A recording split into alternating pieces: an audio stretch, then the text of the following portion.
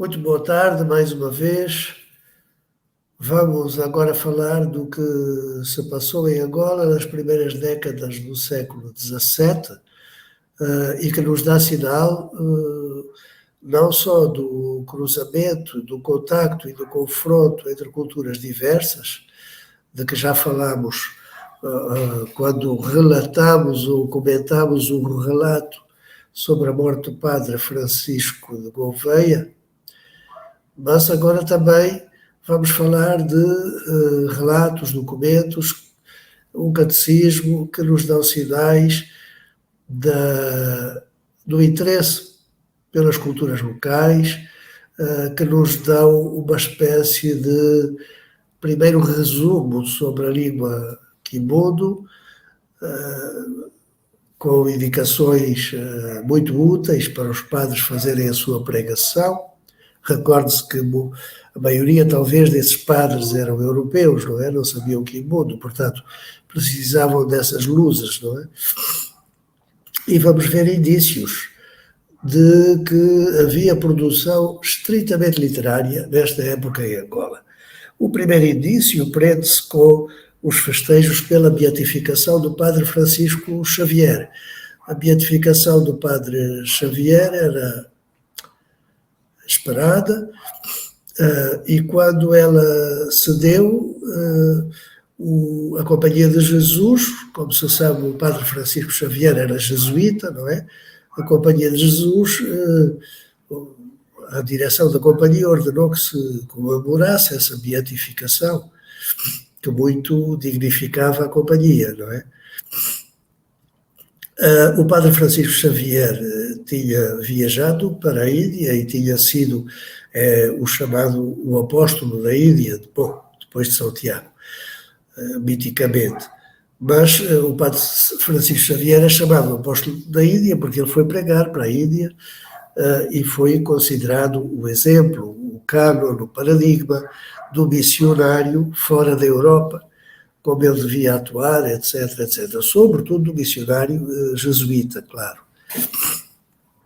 Então, em 1620, realizam-se em Luanda, como em muitos outros colégios da Companhia de Jesus, festejos pela beatificação do padre Francisco Xavier. Estes festejos foram importantes por vários motivos e também para a Companhia de Jesus, porque havia uma circunstância específica. A Companhia de Jesus e o governador-geral, na época Luís Mendes de Vasconcelos, estavam desavidos. Estas desavenças entre a autoridade da Companhia de Jesus, o campo de alcance da atuação da Companhia de Jesus e a autoridade e o campo de alcance dos governadores eram constantes, estes choques eram constantes. A Companhia de Jesus, como se sabe, era uma companhia, quer dizer, religiosa, visava espalhar a fé cristã pelo mundo, mas tinha também uma componente, nem sei como lhe chamar, económica, que podia ser comercial, e ainda também uma componente política, que levou às missões justamente no sul do Brasil, norte do Uruguai, na zona da Pampa, como se costuma dizer, onde criou missões com os índios, que depois, enfim, deram problemas graves, porque se resolveu eliminar essas missões, mas enfim, isso é já a história brasileira, a nossa história, que caminhava junto em paralelo com a história brasileira, até porque o colonizador é o mesmo, e também como está num dos vídeos deste canal, como está ali explicado, pelas correntes, pelas marés e pelos interesses comerciais, a ligação entre Angola e Brasil era fortíssima. Portanto, caminhávamos a par e passo, digamos assim. A Companhia de Jesus sabia disso e acompanhava o tráfico de escravos. Ela era contra a escravização dos índios, mas como veio a dizer mais tarde, ainda no século XVII, o padre António Vieira, sem Pernambuco não havia o Brasil, e sem escravos não haveria Pernambuco, e sem Angola não havia escravos, e, portanto, os jesuítas acabaram defendendo que não fossem escravizados os índios, mas foram, no mínimo, complacentes, no mínimo, com a escravização dos africanos para sustentar os empreendimentos agrícolas brasileiros, a exploração da cana-de-açúcar, a exploração, as grandes fazendas.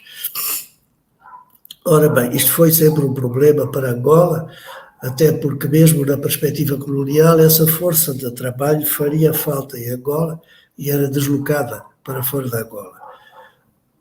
Mas isto aconteceu, a companhia acompanhou isto, a companhia também estava colocada nos dois lados, nas duas margens do Oceano Atlântico, nesta parte sul do oceano, e tinha, portanto, montado uma rede que não era apenas uma rede de igrejas e de sacerdotes, era também uma rede de colégios, era também uma rede de missões, de missionários, e, portanto, era uma rede que tinha uma influência e um poder enormes e que incluía alguns investimentos económicos, incluído, no nosso caso angolano, arimos, para a produção agrícola, alguns escravos, etc. Bom, a Companhia de Jesus então promoveu os festejos pela beatificação no Colégio de Luanda e depois, como era normal, fez um relato sobre o relatório, né? Tinha que fazer um relatório sobre a sua atividade. Esse relatório foi guardado, foi já no século XX levantado por um historiador colonial muito conhecido, que é o Alfredo Albuquerque Feller.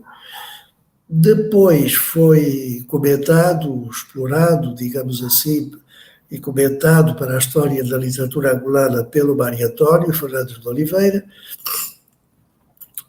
Depois houve vários estudos ou comentários sobre isso. Há um crítico colonial e colonialista, o Amadeu César, que também referiu esse estudo do Albuquerque Feller. Há o estudioso Mário António de Almeida, que em 1983 publica o artigo na revista Brutéria, uma revista, como se sabe, católica, o artigo sobre estes festejos pela beatificação do Padre Francisco Xavier, e depois o professor Adriano Parreira, que leu o relatório que está na Biblioteca Nacional em Lisboa, leu o relatório, leu o relato, transcreveu e publicou o relato transcrito, com naturalmente as suas observações. Portanto, hoje em dia, esse livro que o Adriano Parreira publicou não está muito disponível, de qualquer modo é um livro mais recente que de vez em quando pode aparecer em algum sebo, em algum alfarrabista, em alguma velha livraria ou tabacaria. Portanto, aí não podemos consultar, é mais fácil de consultar do que o relato da época, do século XVII, que ele transcreve. O que é que nos interessa? Interessa-nos que, como creio que já disse alguma vez, os colégios de jesuítas dedicavam horas, várias horas, não apenas à pintura, à composição musical, à oratória, mas também à própria composição poética. Portanto, os alunos dos colégios da Companhia de Jesus estavam preparados para escrever poemas. E quando se dá este concurso pela beatificação de Francisco Xavier, como o governador era poeta e os jesuítas estavam desavidos com o governador, seria agradável, não é, que esses festejos incluíssem um concurso de poesia. Assim incluíram o concurso de poesia. Aliás, 3, para o soneto, para a canção, davam o mote, o soneto e a canção deviam seguir o mote. Bom, claro, o mote genérico era a beatificação do Padre Xavier. E o relato conta, com alguma veracidade, que eram muitos os concorrentes, muitos aqueles que enviaram poemas com esperanças de alcançar os prémios. Portanto, havia muita gente que praticava a poesia, porque ninguém ia concorrer a um prémio se nunca tivesse escrito um poema, ou se não se achasse capacitado para tal. Podia fazer um poema pela primeira vez, assim, para dizer a uma namorada e pronto.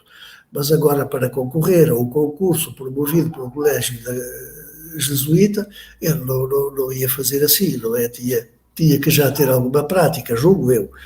E, portanto, é de deduzir que havia ali alunos do Colégio da Companhia de Jesus, como do Colégio dos Franciscanos também, havia ali alunos desses colégios, como disse, todos filhos da terra, uns do espaço estritamente colonial, outros filhos de autoridades tradicionais em redor do espaço colonial, mas havia ali alunos, então, a escreverem poemas, certamente que também os comentariam uns com os outros. Portanto, havia um ambiente mínimo de produção e recepção de poesia. E isto é que me interessa. Infelizmente, nós não temos esses poemas, só temos os que ganharam os prémios, não vem o nome do autor. Deduzo que o verdadeiro autor da maioria das composições premiadas seria o governador, porque este governador era um pensador, era um homem de pensamento político, era um homem que publicou um livro importante, Da Fábrica que Falece à Cidade de Lisboa, que falece quer dizer que falta, mas era também poeta, Luís Mendes de Vasconcelos.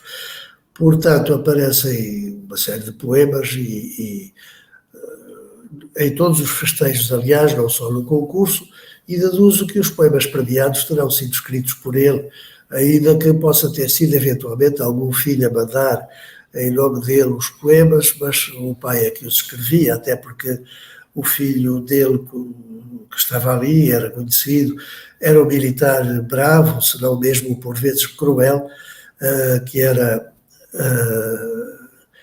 eu creio que Francisco Mendes de Vasconcelos, não tenho a certeza, também assina uns poemas, mas eu creio que aquilo era tudo feito pelo pai, não há notícia do filho ter sido poeta só naquele momento. Portanto, aquilo, o nome do filho encobria o do pai. Esses foram os poemas premiados, desses temos conhecimento, mais um soneto escrito por um mercador que passou por ali, soube do concurso, quis concorrer, e então também se transcreveu o soneto. É um soneto interessante, mais interessante que os premiados, a meu ver, perdão, mas depois os outros poemas do concurso não temos conhecimento deles até à data, pode ser que um dia ainda apareçam. O que é que nos interessa? Interessa que se escrevia e se lia poesia, e que havia pessoas preparadas para concorrer a um concurso de poesia. Portanto, havia uma comunidade mínima de produção e consumo de poesia. E essa comunidade era formada não só por padres que vinham de fora e estavam ali, mas pelos alunos do Colégio de Jesus. E esses alunos eram todos, ou quase todos, filhos da terra, nascidos já em Angola, no espaço que hoje é Angola. Para além desta comunidade ser uma comunidade, portanto, para além desta comunidade mínima que lia e escrevia poemas, eles não se limitavam a isso, eles eram também intelectuais, eles conheciam a Bíblia, e entre eles havia, por exemplo, teólogos, alguns nascidos em Angola, como é o caso do padre António do Couto. Houve um padre que andou por Angola durante muitos anos a pregar, o padre Francisco Pacónio, aliás, Frei Francisco Pacónio, que escreveu um catecismo ainda em latim. Depois esse catecismo foi traduzido para português pelo padre António do Couto, e o padre António do Couto fez então um catecismo que publicou já depois do padre Pacónio morrer. Fez um catecismo que ele diz que é um resumo do catecismo original do padre Pacónio e que está adaptado à capacidade dos sujeitos que se vão converter, dos sujeitos a quem se destina o catecismo, não é? E então, isto é muito interessante porque temos pela primeira vez um co-autor angolano que vai pegar numa obra feita, vai adaptá-la mais à capacidade dos sujeitos que se instruem e vai não só fazer isso, como veremos, mas vai resumir a obra e vai, no começo, não sei se é exclusivamente a autoria dele. O padre Pacónio já teria isso também no catecismo original, mas certamente com o apoio em padres locais, como o próprio padre António do Couto. O que é que vamos encontrar também nesse catecismo inicial? Vamos encontrar umas primeiras lições sobre a língua quimbundo. É isto o que vamos ver agora. Não temos os poemas do concurso, mas temos o livro que foi guardado na Universidade de Chicago, e a Universidade de Chicago digitalizou, o Google disponibilizou, e, portanto, hoje podemos ler o livro. Se vocês forem pesquisarem no Google, o Google disponibiliza esta cópia. Portanto, podem ler e baixar, porque isto já está livre de direitos de autor. Vejam, por agora, a capa. Gentil de Angola, suficientemente instruído nos mistérios de nossa Santa Fé, obra póstuma, portanto, após a morte, claro, composta pelo Padre Francisco Pacónio, da Companhia de Jesus, reduzida a método mais breve e acomodado à capacidade dos sujeitos que se instruem, pelo Padre António do Couto, da mesma companhia. Isto é muito importante, a consciência de que é preciso adaptar a capacidade dos sujeitos que se instruem. Quer dizer, há uma sensibilidade antropológica que entra junto com este catecismo, que não é de surpreender, porque os padres sabiam que tinham que se adaptar às comunidades onde iam pregar. O próprio Padre Francisco Xavier já tinha praticado isso, referido isso, modelizado isso. E, portanto, era de esperar que houvesse alguma sensibilidade antropológica. Haveria uma sensibilidade mais forte por parte do Padre António do Couto, porque o Padre António do Couto é nascido ou em Luanda ou em São Salvador. Não se sabe, há as duas hipóteses. É filho de um português e de uma senhora local, também não sabemos exatamente o nome desta senhora, ou não sabemos exatamente, enfim, a sua cor de pele, mas sabemos que era uma pessoa dali, que era uma mulher dali, que estava ali. E nasce o Padre António do Couto, então, ou em Luanda ou em São Salvador, é educado ali, depois vai para Portugal estudar e depois se torna teólogo. Portanto, faz os seus estudos universitários em Portugal até se tornar teólogo. E depois volta para Angola e mantém-se sempre entre Angola, São Salvador, ou seja, Banza Congo, não é? Mantém-se sempre entre um ponto e outro, e por outro lado Lisboa. Vai atuando nas três capitais e servindo constantemente de intermediário entre o rei português, o rei do Congo e alguns interesses na colónia de Angola e também de São Tomé. Continuando a ver a capa, temos aqui a menção à Etiópia, como disse em outro vídeo, trata-se de todo o continente chamado continente negro, quer dizer, todo o continente africano a sul do Saara era considerado na altura Etiópia.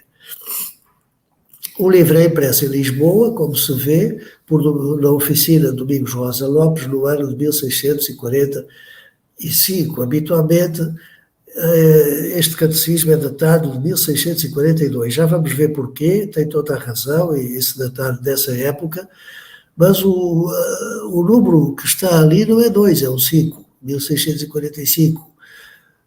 Bom, continuemos e vamos compreender porque é que é 1642. Ora, os livros, quando eram terminados, tinham que ser aprovados pela Sociedade de Jesus, portanto, pela Companhia de Jesus e demais autoridades religiosas. Ora, temos aqui a data da aprovação, 14 de junho de 1642. Quer dizer, nesta altura o trabalho estava feito, entregue e tinha sido avaliado. Essa mesma data se confirma depois. É o provincial da Companhia de Jesus, que a 29 de junho assina, António de Sousa.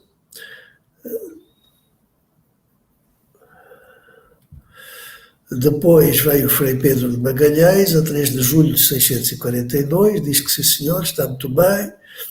Depois a 8 de julho, o doutor Adrião Pedro, bom, e por aí vai, tudo com datas de 1642, até chegarmos aqui ao Bispo de Targa. Depois, 13 de julho, pelo doutor Frei Francisco Brandão, 13 de julho de 1642. Depois, Lisboa, 15 de julho de 1642. Portanto, este é o livro de 1642. Entramos no livro. E o que encontramos, como é habitual, uma dedicatória à senhora Isabel de Oliveira Corte Real. Ora bem, quem era esta senhora? Até já falei dela em outras ocasiões. Dona Isabel de Oliveira Corte Real era casada com o capitão espanhol que veio para Angola no princípio do século XVII. Recorde-se que nessa altura Portugal pertencia à Espanha, era, portanto, colonizado por Espanha, e Espanha ficou com as colónias portuguesas. Continuaram essas colónias a ser governadas por portugueses. Sensatamente, os reis espanhóis perceberam o interesse que teriam em manterem autoridades portuguesas nas colónias, porque os portugueses já estavam acostumados àquilo, e incluindo a capacidade dos sujeitos que se instruem, não é? E por isso o governador, por exemplo, era português, Luís Mendes de Vasconcelos. Mas foram para ali uma série de capitães espanhóis, alguns com mulheres também espanholas, outros solteiros, e casaram ali. Dona Isabel de Oliveira Corte Real, não sei se pertenceria à família do governador de Cabo Verde da época, que tinha esse apelido, Corte Real, perdão. Mas a Dona Isabel Corte Real aparece nesta história casada com um senhor chamado João de Vilória, que era um tal capitão espanhol que foi para Angola, como militar, fez a sua carreira como militar. Capitão era na altura como se diz, o cargo mais alto, não é, da hierarquia militar da colónia. Então ele vai para Angola como atinge o posto de capitão, e como todos os capitães que estavam em Angola, entra no negócio, não é? Entra no negócio, o negócio principal era o de escravos, portanto ele também exportou escravos, também comprou e revendeu escravos, e quando ele morre, esta senhora, que tinha aquele exato sentido de sobrevivência que sempre tiveram as ricas donas de Angola, esta senhora não cruzou os braços. Continuou os negócios do marido, tomou conta dos negócios do marido. Eu só vim a saber disto mais tarde, pus-me a investigar o nome e acabei descobrindo isto. Não só continuou os negócios do marido, como os ampliou muito. E quer os escravos, quer os negociantes de escravos preferiam negociar com ela. Achavam-na mais cordata, achavam-na mais humana, se é que se pode, e pelos vistos podia ser humano no trato de escravos. Portanto, ela trataria melhor os escravos e trataria melhor os traficantes que iam negociar a Luanda e que vinham de todo o continente americano. Sobretudo naquela época, da América do Sul e da América Central, das Antilhas, mas também da América do Norte, não é? Então, esta senhora chegou a um ponto que, pela sua maneira de tratar com as pessoas, pela sua também certamente inteligência no trato e no negócio, ela tornou-se a mais importante negociante da Praça de Luanda da época e, portanto, por extensão, a mais importante traficante de escravos da época. Bom, esta senhora, sendo muito rica, negociava em escravos.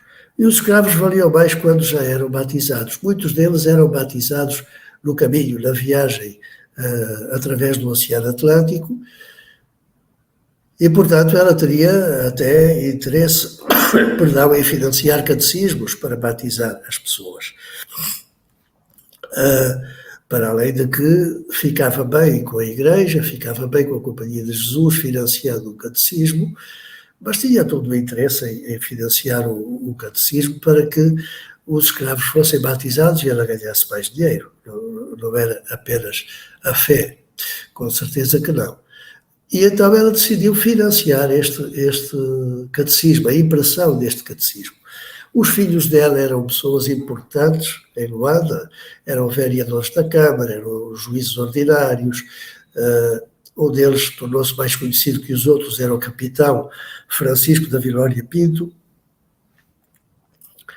O padre António do Couto era um padre muito conhecido e respeitado em Angola e no Reino do Congo, e, portanto, o padre e os filhos dela deviam até conhecer-se bem. E um dos filhos dela foi padre e morreu muito novo. Foi padre jesuíta e morreu muito novo. E, portanto, o padre António do Couto dirigiu-se a ela, dizendo: olha, tenho aqui este catecismo e tal, explicando como era, e ela resolveu financiar, pagar a impressão do catecismo. Portanto, há um catecismo que, embora sendo inicialmente feito por um italiano, é resumido e adaptado por um angolano, à la lettre, claro, porque naquele tempo havia angolenses e súbditos do rei do Congo e do rei do Ndongo, não havia angolano no sentido que hoje damos à palavra, né? Mas pronto, era angolano, era dali, era filho da terra, e ela decide então financiar. Quer dizer, não só o livro tinha participação do angolano, como também o livro era pago por uma angolana, no lato sensu, uma angolana, não é? Então ele refere isso aqui, não é? Que a companhia costuma homenagear aqueles que a apoiam, e ele, como forma de homenagem, dedica a ela este catecismo, tanto mais que ela, em particular, não é? Quer dizer, ela já fez muitos benefícios à companhia deste reino, em muitas ocasiões, e em particular na despesa de impressão desta obra. Está tudo dito. Ela pagou a impressão da obra. E depois também pelo ânimo que deu à companhia um filho que tanto amava, e do qual a morte nos privou na flor da sua idade. E então temos isto, o catecismo, que em parte é feito por um filho da terra e cuja impressão é paga por uma angolana ou angolense. Depois há um prólogo aos amantíssimos padres da nossa Companhia de Jesus, em Angola e Brasil. Isto é o primeiro dado a reter. Ele estava a compor o catecismo, que era um catecismo em latim, quimundo, em português, e estava a compor também para os padres do Brasil. Porquê? Porque os padres do Brasil recebiam escravos que falavam quimundo e tinham que os educar em quimundo, tinham que pregar para eles em quimundo. Não é? Então, este catecismo também seria necessário no Brasil. Isto reforça aquilo que sempre eu venho recordando, que era uma ligação muito forte entre Angola e Brasil, por boas e péssimas razões. Bom, então, o prólogo é aos amantíssimos padres de Angola e Brasil. Porquê? Porque quer em Angola, quer no Brasil, estão ocupados na instrução e doutrina dos negros nos mistérios da nossa Santa Fé. Negros não era, nesta altura, uma palavra feia, não é pejorativa. Foi numa altura certa, em certa época do colonialismo, mas aqui neste contexto, negros são os negros, são os etíopes, são aqueles que moram ao sul do Saara. Bom, o prólogo continua, isso para nós terá alguns pontos de interesse. Perdão. Mas, por agora, para não perdermos muito mais tempo, para não gastarmos muito mais tempo, não estamos a perdê-lo, naturalmente, o que é que interessa? Interessa que o padre Couto diz o que fez. Eu reduzi a mais breve método. O gentio de Angola, suficientemente instruído nos mistérios da nossa Santa Fé, o tal livrinho póstumo do padre Pacónio, ele reduziu, o padre deixou escrito e ele, António do Couto, reduziu a mais breve método, explicando nele brevemente os principais mistérios da fé em língua portuguesa e de Angola. Angola significando aqui a zona onde se falava quimundo, que lhe corresponde da outra parte, e acomodando má capacidade dos negros, seguindo nisto a doutrina do nosso padre Tomás Sanches e dá a referência bibliográfica. Então, isto servirá para pelejar contra a falsa idolatria, com a qual os negros, ainda no paganismo, honram os seus falsos ídolos, ou para pelejar também, note-se isto, para pelejar também, portanto, isto não é só para doutrinar os povos negros, é também para pelejar com a ignorância da doutrina cristã. Não sei por culpa e descuido de quem, que muitos têm trazido já ao grêmio da Igreja, e nem menos outros nascidos e criados nela. Ou seja, o padre era atrevido, ele dizia, não, isto é feito para educar os negros que vivem na idolatria, mas, atenção, não é só para isso, é também para tirar da ignorância algumas pessoas que se dizem cristãs e que afinal não são. É para reeducá-las no cristianismo, na doutrina cristã. Portanto, a sua ambição era maior do que aquela que parecia no começo. Bom, depois ele continua explicando a doutrina cristã, de tal maneira se acomodava a tais sujeitos ele está a falar, desculpem, precipitei-me, ele está a falar no modelo, não é? O modelo era, como sabemos, o São Francisco Xavier, que o nosso apóstolo da Índia, quando se diz o nosso apóstolo da Índia Oriental, este é o São Francisco Xavier, cuja beatificação foi em 1620 e deu asa àquele concurso onde surgiram muitos estudantes a quererem concorrer. O nosso apóstolo da Índia Oriental, que, ensinando a doutrina cristã aos negros, de tal maneira se acomodava a tais sujeitos que lhes falava em português grosseiro como eles. E o que também me desculpa é que não tenho penas para poder voar por hora fora do ninho, acomodando-me ao que ensinou o mestre da arte poética, etc., que era o mestre da arte poética, era o Horácio, não é? Por isso está aí em latim. Portanto, ele dá o exemplo do padre Francisco Xavier e diz, eu também estou a acomodar-me à capacidade dos sujeitos, mas fazendo isto, eu não estou a cometer nenhuma heresia, nem a fazer uma inovação perigosa, não. Foi o nosso padre Francisco Xavier que fez isto primeiro, eu estou a seguir os passos dele, que é o nosso exemplo. E, portanto, eu também me vou acomodar à capacidade dos sujeitos que não falam português como falam os portugueses. Naturalmente, claro, porque a língua deles era o quimundo, não é? No caso.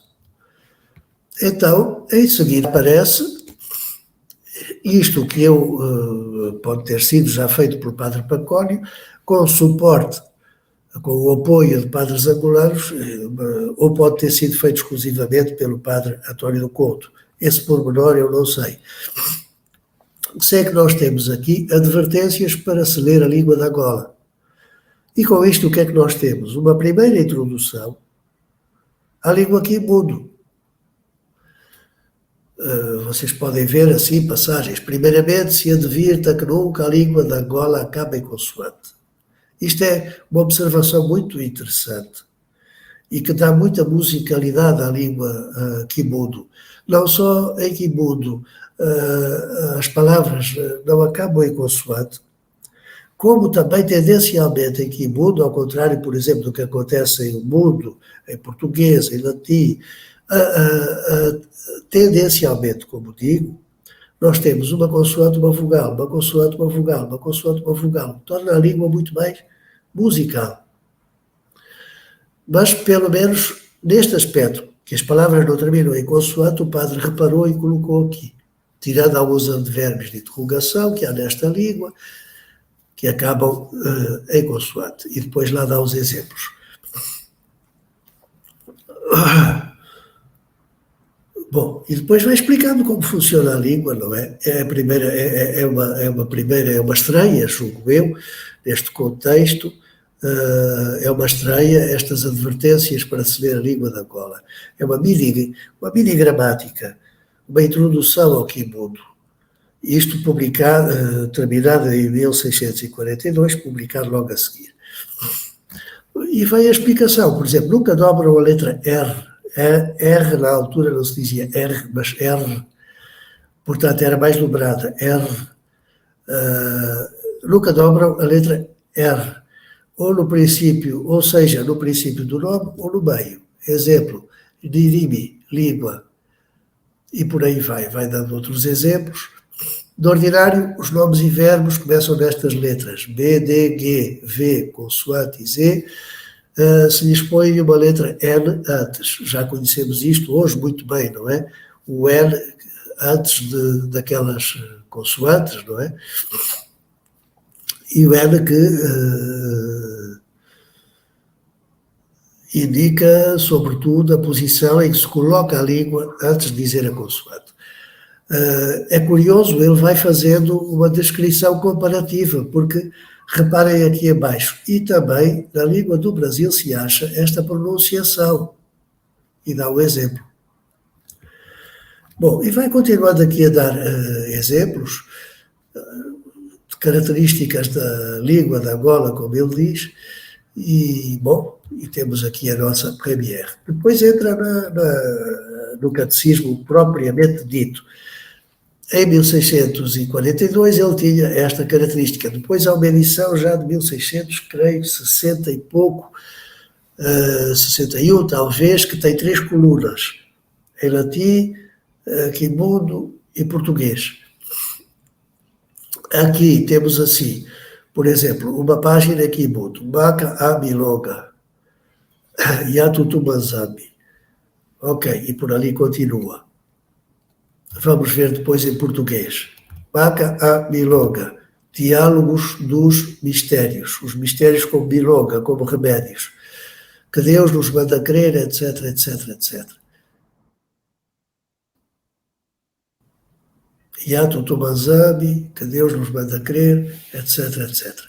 E pronto, é assim que está feito o catecismo e assim começa uma obra, que é a primeira obra em que entra o angolano, não como autor exclusivo, mas como adaptador, portanto, como coautor. E temos assim a nossa inauguração na produção escrita em livro. Começa em 1642. E pronto, agora acaba-se aqui a nossa aula. Saímos da tela cheia, vamos sair do estúdio. Não se esqueçam de subscrever o canal para serem avisados dos próximos apontamentos, das próximas aulas, nem sei bem como chamar a isto. Ok, aqui estaremos na próxima, cumprimentando-vos e escutando-vos em função de comentários que vocês, entretanto, façam no canal YouTube A Literatura Angolana. Muito obrigado.